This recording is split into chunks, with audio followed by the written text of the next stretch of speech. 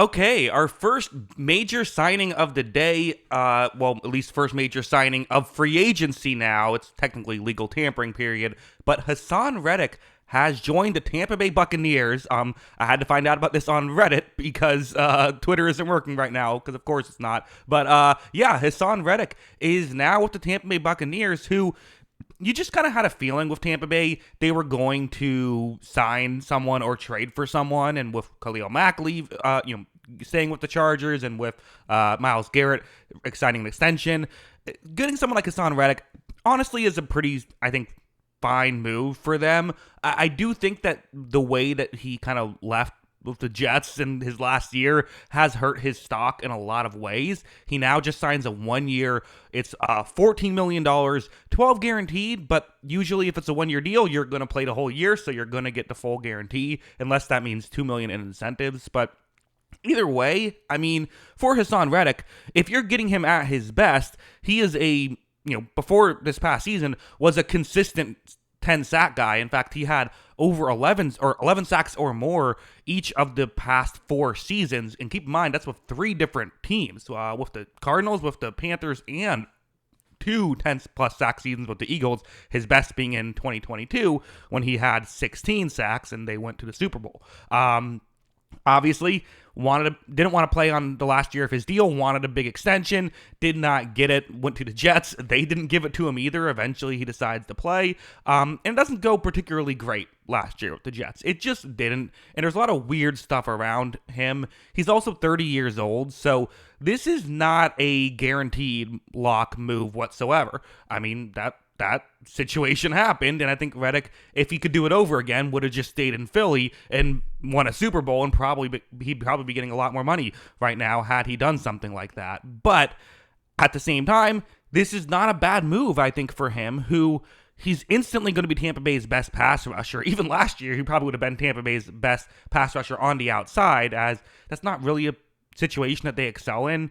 Reddick is someone who can win one-on-ones consistently, which is just what Tampa Bay doesn't have. And with Todd Bowles, he blitzes a lot. If you're a fast edge rusher, which Hasson Reddick is, then you can get home more and you can maybe rack up some sacks, and potentially he could get one more big deal before it's all said and done. So not a bad move to...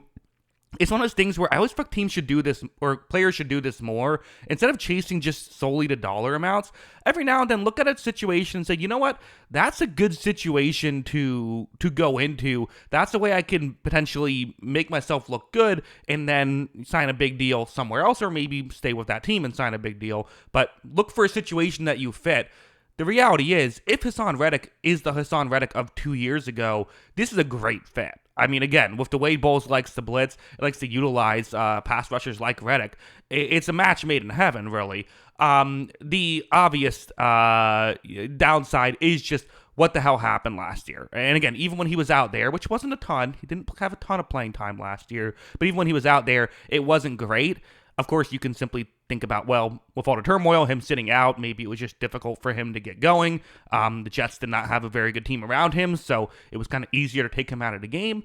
As a Tampa Bay fan myself, I'm all for this move. I think this is the right call. You're not paying for a first-round pick and $40 million to get Myles Garrett. Granted, Hasson Reddick isn't Myles Garrett, but you're not paying this superstar level money. And for these mid-tier edge rusher contracts, which I'm sometimes a little bit lukewarm on, I think this is one of the better ones because it is a potential buy low move. And we've seen Jason Light have success with some of these free agent type moves, Shaquille Barrett being a key example. Now, Barrett was a different situation. He was always kind of a good player that just couldn't get playing time due to being behind other good pass rushers.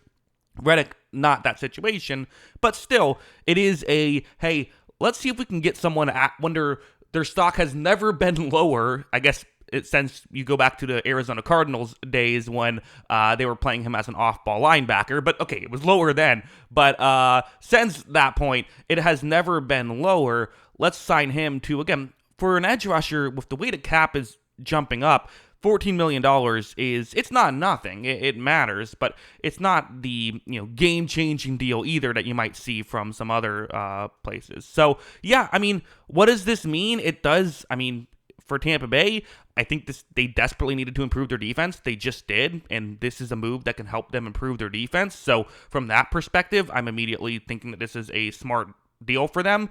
From the Chris Godwin situation, okay, I was going to talk about Chris Godwin, but it just got reported right now. Godwin is staying in Tampa Bay. Well, I think I might have to make a video purely for, I'm trying to figure out if I want to include that in this video or make it its own video. But let's make that its own video. Let's just simply talk to the Haason Reddick thing. Very happy to see Chris Godwin back though too. So good first few minutes of free agency for me and for fellow Bucs fans who have clicked on this video. But yeah, back to Reddick. I do think that, I've pushed back a lot on the notion of, for defenses, pass rush matters more in the passing game than coverage. Because a lot of people think, well, you have to have time to throw the football, which logically makes sense.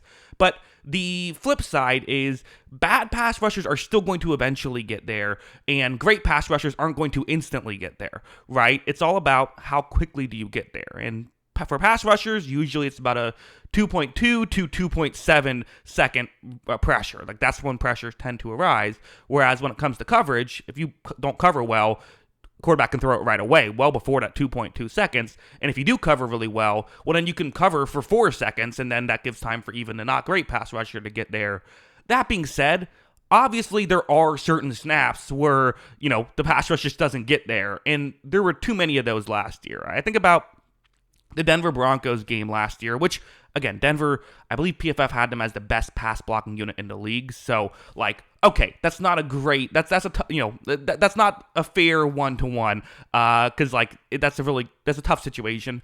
But they did really, at times, struggle with this stuff, I thought, with the pass rush stuff. And getting someone who can just get home, that might make Zion McCollum look better. That might make Jamel Dean, who was currently on the roster, look better, right? That can help the secondary out and maybe make things work a little more. And especially because I think it was kind of rough, that can really make things exciting. And also, hey, putting Vita Vea on one side and putting Reddick right next to him, Reddick's going to get the one-on-ones. At this point, really what it comes down to is he still the guy we saw 2 years ago? And again, we saw with Baker Mayfield, hey, buying low on a player can pay off in a big way. We'll see if that's what ultimately happens with Hasson Reddick and with the Tampa Bay Buccaneers, who are making some moves here early on. So yeah, those are my thoughts. What are yours? Let me know in the comments below. Also, at the end of this video, I will mention I do have a movie channel. If you want to hear my thoughts on movies, you can check that out. Link is in the description below. Also, I will make a Chris Godwin video up shortly, so look out for that as well. But yeah, those are my thoughts. What are yours? Let me know in the comments below. Always love hearing from you. And of course, as always, thanks for watching.